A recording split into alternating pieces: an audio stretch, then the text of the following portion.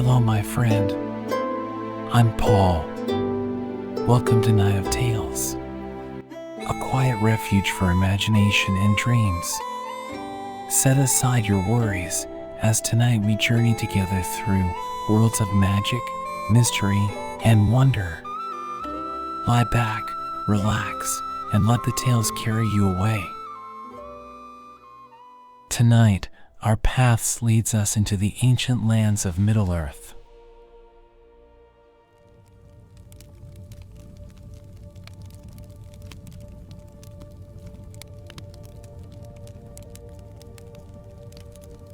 The fog in the East Farthing was different. It did not behave like the mist in the rest of the Shire. In the west, beneath the green hills of Hobbiton, the mist was a morning guest. It was white, clean, and polite. It vanished when the sun rose to warm the doorsteps. But here, in the Marish, the fog was a resident. It was heavy. It was gray. It smelled of wet clay, rotting reeds, and the deep, slow breath of the river. It did not vanish. It merely retreated into the soil, waiting for the sun to fall so it could rise again. Philibert Brandybuck stood on the porch of his home, staring into that fog. His house was not a hole in the ground, for the water table here was too high for deep burrowing. It was a low, solid structure built of brick and thick turf, nestled dangerously close to the banks of the Brandywine River, not far from the village of Stock. Philibert was a hobbit of stiff, unyielding pride. He wore a waistcoat of deep blue velvet. It was old. The fabric was crushed and worn at the seams, and the color had faded to the shade of a bruised plum. But the brass buttons were polished. He polished them every morning with a piece of chamois leather, rubbing until they shone like small, defiant suns against the gloom of the fens. He brushed his trousers. He combed the hair on his feet. He was a Brandybuck, and a Brandybuck maintained standards.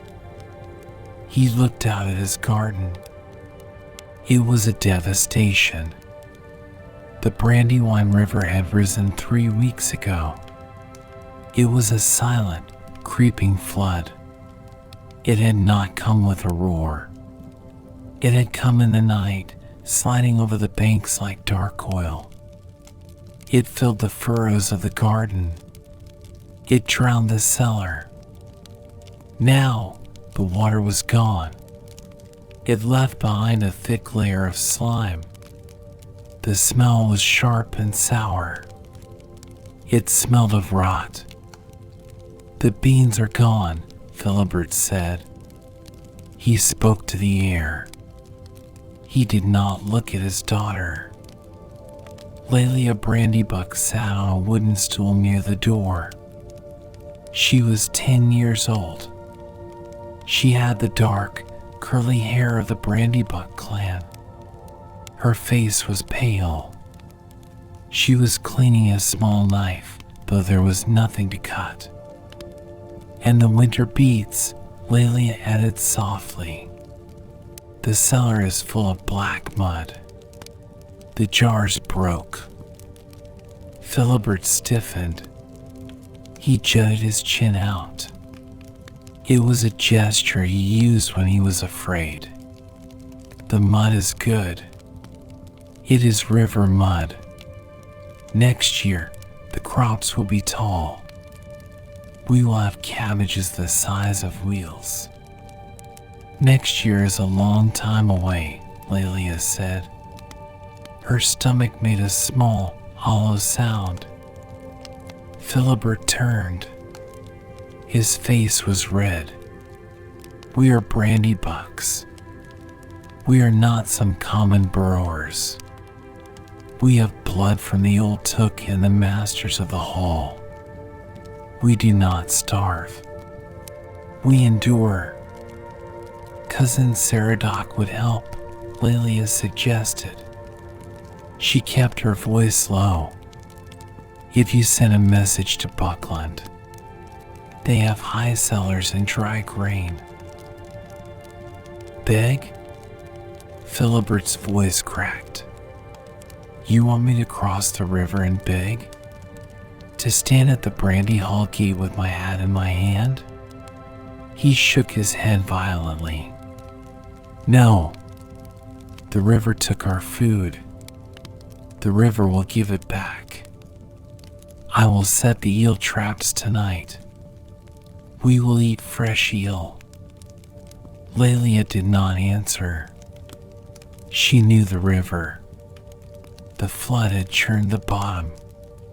The water was thick with silt. The eels were deep in the mud, sleeping. The traps had been empty for 5 days.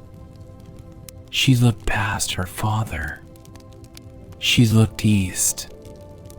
Beyond their small plot, the land rose slightly. It was firmer ground. There, the fog was thicker. It shrouded the fields of Bamfurlong. It hid the farm of Farmer Maggot. Everyone in the Marish knew of Maggot. He was not like other hobbits. He lived close to the old forest. Some said he spoke to the trees. Some said he was half wizard. He grew mushrooms that were famous as far away as Michel Delving. But he was also terrible. Lelia shivered. She pulled her thin shawl tighter. She looked at her father's back. He was staring at the black garden. He was trying to be strong. He was trying to be a brandy buck. But his shoulders were shaking. Pride was a strong wall, but hunger was a stronger hammer. Lelia knew the traps would be empty again. She knew they had no flour. She looked at the distant, gray shadow of Bamfurlong. She made a choice. Night fell over the Shire. It was a moonless night. The stars were hidden behind the low clouds. The Marish became a world of sound and smell. The squelch of mud, the rustle of reeds, the cry of a distant night bird. Lelia walked away from the river. She walked toward the causeway. Her boots were heavy with clay. She tried to step lightly. Hobbits are quiet creatures. They can move without sound when they choose. Lelia was choosing now.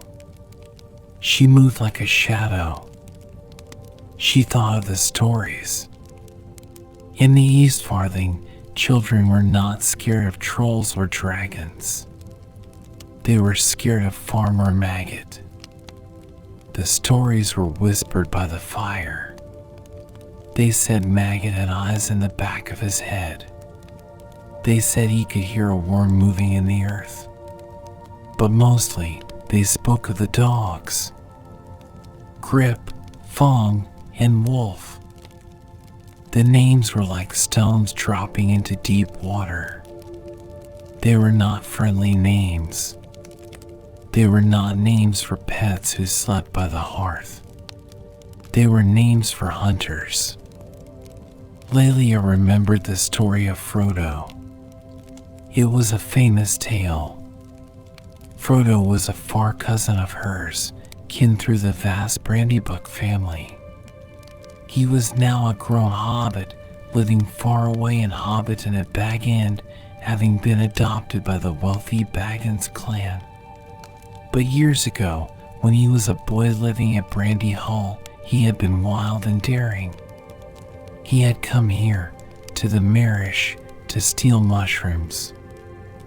And Maggot had caught him. He grabbed young Frodo by the scruff of the neck. He dragged him like a sack of potatoes across the yard, and he beat him, a proper thrashing. And then he set the dogs on him. Poor Frodo ran all the way to the ferry without stopping for breath. Thinking about it, Lelia stopped walking. Her heart hammered against her ribs like a trapped bird. She looked ahead. The darkness was absolute, but she could smell it. The scent cut through the river damp. It was the smell of rich, turned earth. It was the smell of manure and growth. It was the smell of Bamfurlong. The farm was a fortress. It had a high fence. Inside the fence were buildings of brick and thatch, and fields of turnips, fields of onions, and the mushrooms. Lelia was not greedy. She did not want gold. She did not want jewels. She wanted a basket of brown mushrooms, just enough for a soup, just enough to stop the gnawing pain in her belly. She told herself she was borrowing. She would pay him back someday, when the garden grew again, when the eels returned. She would leave a basket of cabbages at his gate. "It is not stealing," she whispered to the dark. "It is surviving." She reached the boundary. There was a ditch. Beyond the ditch was a hedge. The hedge was thick and thorny. It was the line between the wild Marish and the ordered world of Maggot. She found a gap in the hedge. It was small, just big enough for a starving child. She pushed her basket through. Then she pushed herself. The thorns caught her cloak. They scratched her cheek. She did not cry out. She crawled through onto the grass. The silence of the farm was heavy. It felt like the silence of a held breath. Lelia stood up. The ground here was firm. It was good soil. She could see the dark shapes of crops in rows. They looked like sleeping soldiers. She took a step. A twig snapped. It was a tiny sound. A dry, sharp crack. Lelia froze. She waited. 10 seconds. 20 seconds. Nothing happened. The wind sighed in the trees. Then the ground vibrated. It was a low rumble. It came from the direction of the house. It was deep. It was the sound of thunder trapped in a chest. Then came the rushing of paws. Heavy paws. Fast paws. Lelia turned to run, but the hedge was tight. The gap was hard to find in the dark. 3 shapes detached themselves from the night. They were gray. They were massive. They moved with a terrifying, fluid grace. They did not bark. They simply arrived. One blocked her left. One blocked her right. The third stood directly in front of her. She saw the glint of teeth. She saw the pale reflection of eyes. Lelia dropped her basket. She fell to her knees in the dirt. She covered her head with her arms. She waited for the bite. The bite did not come.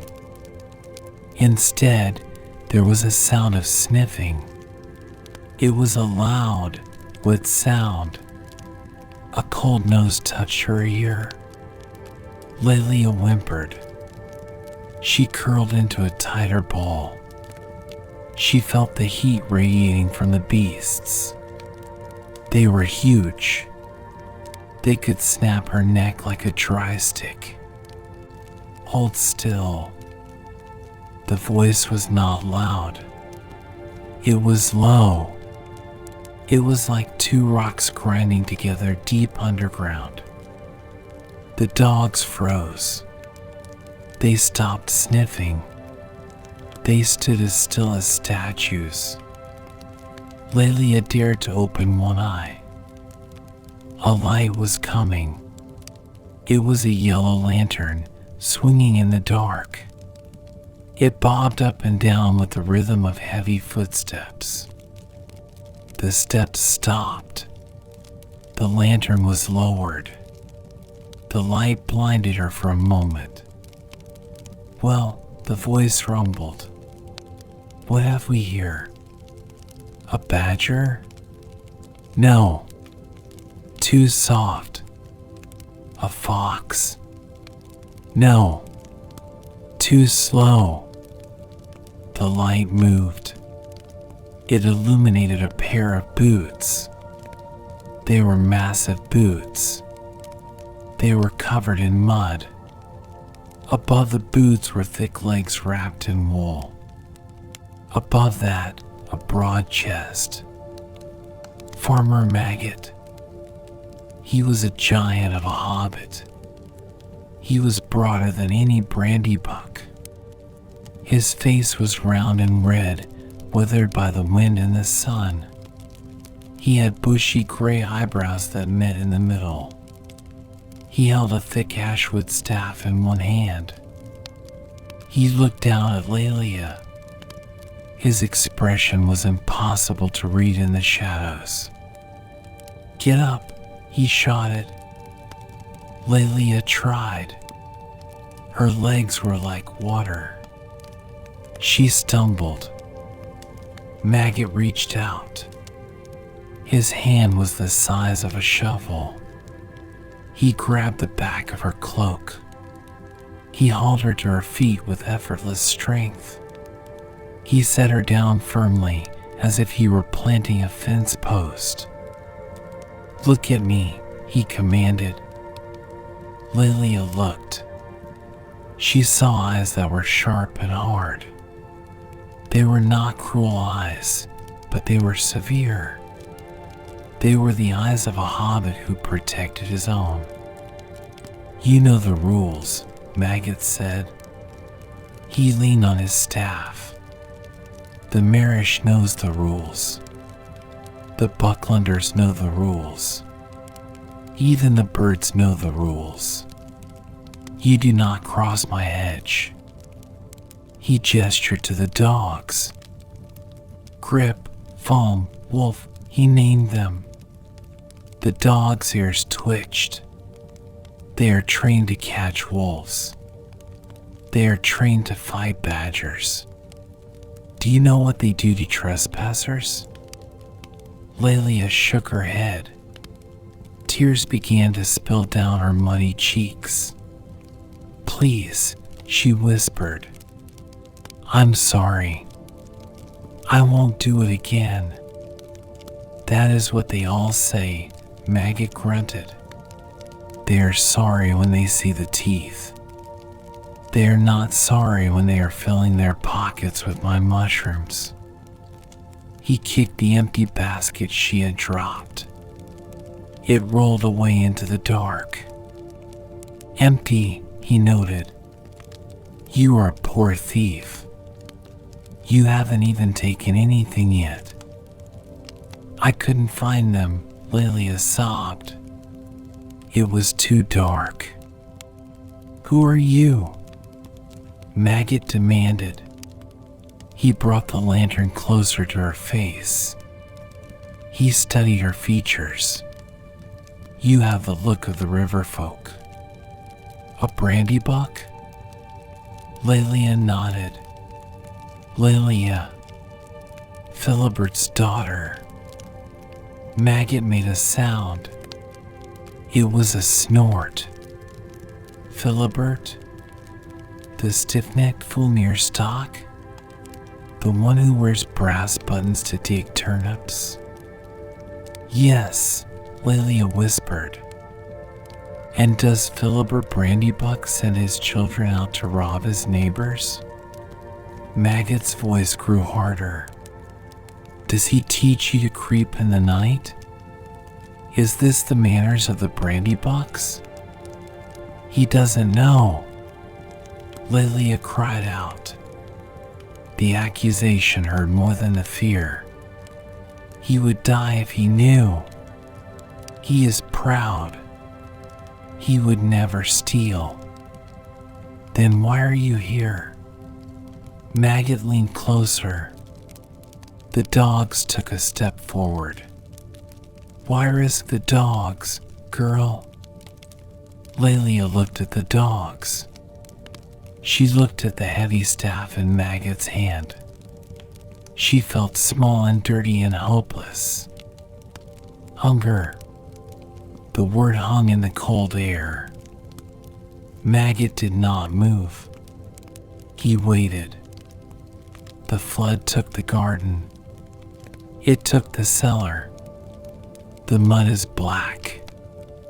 Everything is rotten. The eels are gone. She wiped her nose on her sleeve. Papa won't go to the hall, she said quickly. He says we are Brandybucks. He says we don't beg. We have had dandelion soup for 3 days. My stomach hurts. It hurts all the time. She looked Maggot in the eye. I just wanted mushrooms. I thought you had so many. I thought you wouldn't miss a basket. I was going to pay you back. I promise. When the garden grows. Maggot stared at her. The silence stretched out. The lantern creaked in his hand. He looked at her thin face. He saw the hollows under her eyes. He saw the way her hands were shaking, not just from fear, but from weakness. He looked toward the river. He knew the flood. He had seen the waters rise. His farm was on higher ground. He had been safe. But he knew what the black mud did to a crop. He thought of Philibert Brandybuck. He knew the type. Hobbits who would rather starve than admit they needed help. Pride was a common disease in the Shire. It was harder to cure than the cold. Pride. Maggot muttered. He spat on the ground. Foolishness. A man starves his child to save his face. He looked back at Lelia. The hardness in his face shifted. It did not disappear, but it changed. The anger faded. Something else took its place. It was the look of a farmer assessing a damaged crop. So, you are a thief because your father is a fool. His voice was still gruff. Lelia lowered her head. I suppose so. Maggot sighed. It was a long, heavy sound. Well, you are here now. And you are muddy. And you are skinny as a beanpole. He whistled sharply. The dogs instantly sat down. They opened their mouths and panted. Their tails gave a single, tentative wag. They no longer looked like monsters. They looked like great, gray guardians. Come with me, Maggot commanded. He turned toward the house. Lelia hesitated. Are you going to thrash me? Like Frodo?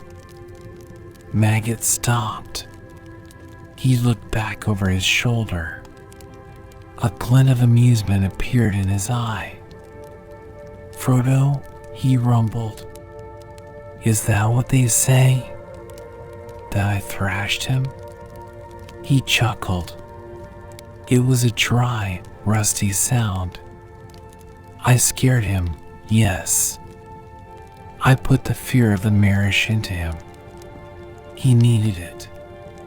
He was a wild one. But I didn't break any bones. He tapped his staff on the ground. I don't beat starving children. Now come, before the fog gets into your bones. The kitchen of Banfurlong was a revelation. It was vast. The ceiling was low, held up by thick beams of blackened oak. The floor was paved with red bricks, worn smooth by generations of hobbit feet. A fire burned in the great hearth, casting a warm, orange glow over the room. It smelled of safety. It smelled of dried herbs, sage, rosemary, thyme. It smelled of wood smoke and yeast. Maggot pointed to a bench by the heavy wooden table. Sit. Lilia sat. She kept her muddy boots tucked under the bench. She was afraid to dirty the floor. Maggot leaned his staff against the wall. He hung his lantern on a hook. He moved with purpose. He went to a large pantry door painted green. He disappeared inside. Lelia heard the sounds of plenty. The clinking of glass jars. The rustle of paper sacks. The thud of heavy vegetables. Maggot emerged. He carried a basket. It was much larger than the one Lelia had lost. He set it on the table with a heavy thump. Look, he ordered. Lelia stood up on her toes. She looked into the basket. At the bottom lay potatoes. They were not black and rotten. They were golden. They were firm. They still had the dust of the dry earth on them. Next to them were carrots, thick and orange. There was a round, hard cheese wrapped in wax. There was a loaf of bread, dark and dense. And on top, wrapped in a clean cloth, were the mushrooms. They were white and smooth. They smelled of the deep earth. Lelia stared. Her mouth watered painfully. It was more food than she had seen in a month. Is this for me? She asked. Her voice was barely a whisper. It is, yes. Thank you, Lelia breathed. She reached out to touch the basket. Oh, thank you, Mr. Maggot. I will tell everyone. I will tell them you are the kindest hobbit in that. Stop. Maggot slammed his hand onto the table. The dishes rattled. Lelia froze. She snatched her hand back. She looked up at him. His face was thunderous. The kindness was gone. He looked terrifying again. You will tell them nothing, Maggot hissed. He leaned down until his face was inches from hers. His eyes bore into her. Do you hear me, girl? You will say nothing. But listen to me, Maggot growled. He pointed a thick finger at the window toward the dark fields. I am Farmer Maggot. I am the Watcher. I am the one who keeps the ruffians out. My land is safe because people fear me. They fear the dogs. They fear the whip. He straightened up. He crossed his massive arms over his chest. If you go back to stock and tell them that Maggot gave you a basket of food, do you know what will happen? They will think I have gone soft. They will think I am an old fool. Every beggar, every thief, every lazy hobbit with a sob story will be at my gate. They will trample my corn. They will bother my wife. They will ruin my peace. He looked at her sternly. My reputation is my fence. It is stronger than bricks. You will not break it. Lelia swallowed hard. She understood. He was a guardian, and guardians could not be seen as weak. What should I tell Papa? She asked. Maggot grunted. Tell him you found it. Tell him it fell off a cart on the causeway. Tell him you stole it from a dwarf. Tell him it fell from the moon. I don't care what lie you tell, but do not use my name. He pushed the basket toward her. If I hear one whisper, he said with his voice low and dangerous. If I hear one rumor that Maggot is charitable, I will know it was you. And next time, I won't call the dogs off. Next time, I will use the whip. Do we have a bargain? Lillian nodded frantically. Yes, sir. A bargain. I found it. I promise. Good. Maggot stepped back. Now take it and go out the back gate. It opens onto the lane. Be quick. The dogs are restless. Lelia grabbed the basket. It was heavy, but it felt lighter than air. She hugged it to her chest. Goodbye, Mr. Maggot. Maggot turned his back to her. He poked the fire with an iron rod. Get out, he grumbled, and tell your father to fix his eel traps. He's using the wrong bait. The morning sun burned the mist off the brandywine. In the house of Philibert Brandybuck, there was a feast. It was a simple feast, but to them it was a banquet of kings. The mushroom soup bubbled in the pot. The bread was sliced thick. The cheese was sharp and creamy. Philibert sat at the table. He tucked a napkin into his collar. He looked at the food with wide, amazed eyes. You found it, he repeated. He sounded skeptical. Lelia stirred the soup. She did not look at him. Yes, Papa. On the side of the road, near the bridge. A cart must have hit a bump. The basket tipped over into the tall grass. Philibert picked up a potato. He examined it. A cart abandoning such goods. It is strange. Very strange. He took a bite of the cheese. He closed his eyes. A look of pure bliss crossed his face. We Brandybucks have always been lucky. It is the blood. Fortune favors the bold. And you, my dear, have sharp eyes. He ate with dignity. He ate with pride. He believed that the world had rewarded him for his endurance. He did not ask any more questions. The hunger was gone, and that was enough. Lelia ate too. She smiled into her bowl.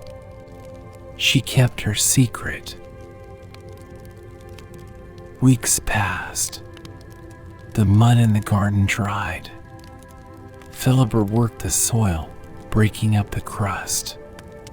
He fixed his eel traps, using a new bait of old cheese rind, a trick Lelia suggested, though she didn't say where she learned it. The eels returned, but the garden would take months to recover. The basket would not last forever. However, a strange thing began to happen at the little house by the river. It happened on nights when the moon was hidden. Lelia would lie in her bed and listen. She would hear the faint, rhythmic creak of a wagon axle. It was a well-oiled axle, but the heavy wheels crunched softly on the gravel path. She would hear the low huff of breath from large animals. The next morning, Philibert would open the door and shout, "Lelia, look!" There, sitting neatly on the porch, would be a sack. One week, it was a sack of turnips. Another week, it was a bag of seed potatoes, the best quality Lelia had ever seen. Once, it was a small keg of ale from the Golden Perch. There was never a note. There were never footprints. Just the food. "It is the old forest," Philibert proclaimed one morning, holding up a magnificent cabbage. "The spirits of the wood respect us. They know we are brandy bucks. They are paying tribute." He walked through the village of Stock with his chest puffed out. He told his neighbors that his resilience had forced the earth to yield. He was proud. He was happy. Lelia never corrected him. She knew the truth.